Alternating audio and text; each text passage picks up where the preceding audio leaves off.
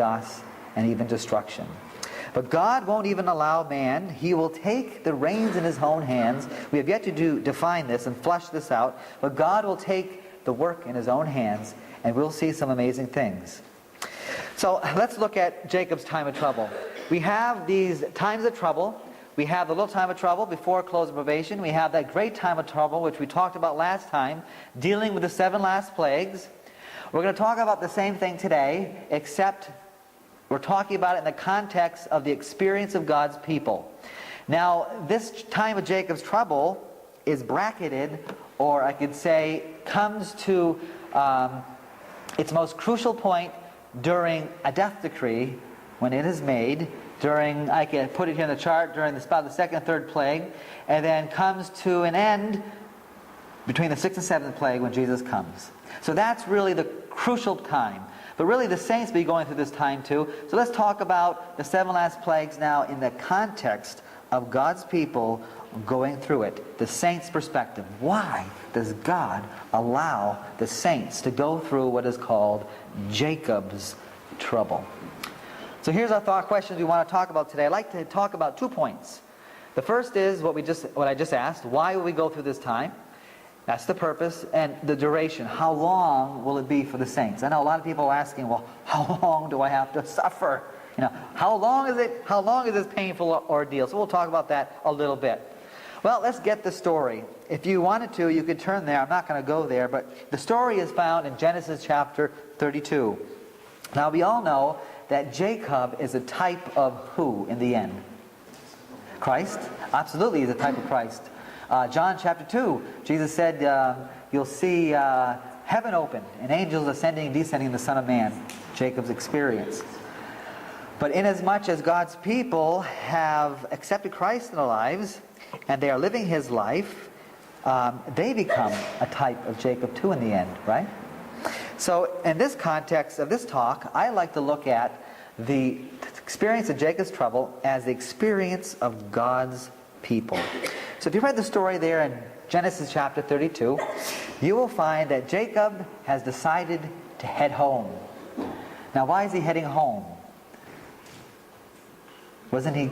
The birthright. All right. He was given the promise to his father that he would inherit the land of Canaan, and he knew that he was heading back there, and this is the time that he was about to head back. So, to inherit the promises of God, he decided it's time to go back to the land of my fathers, the land of promise. Let's make this parallel.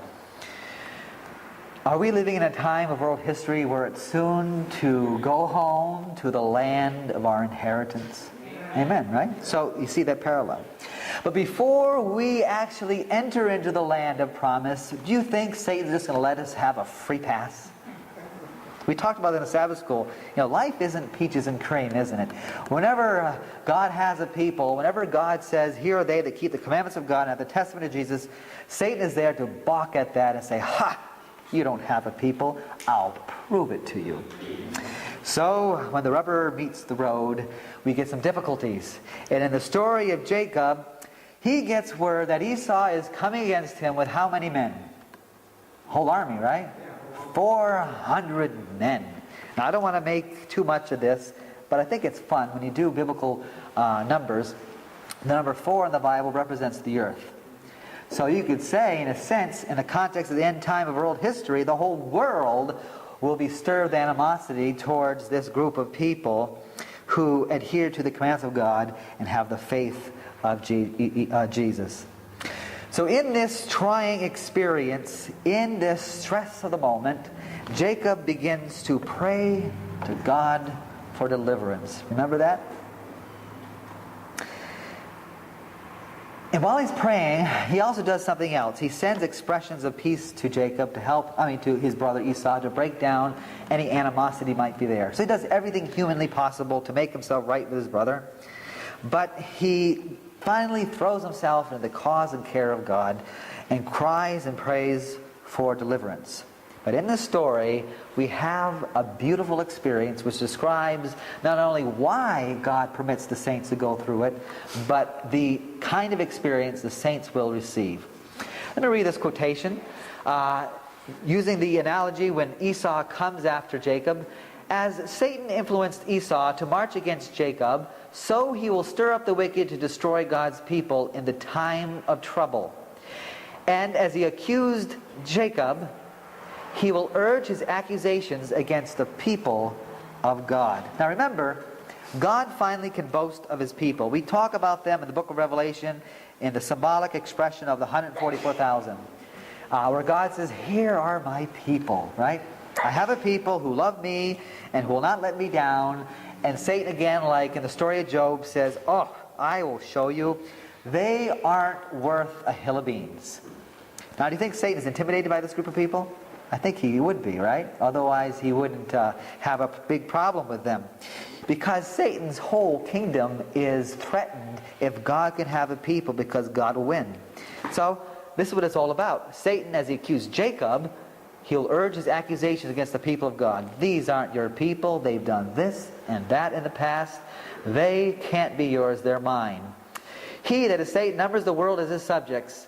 But the little company who are keeping the commandments of God are resisting his supremacy. What are they doing? Remember that.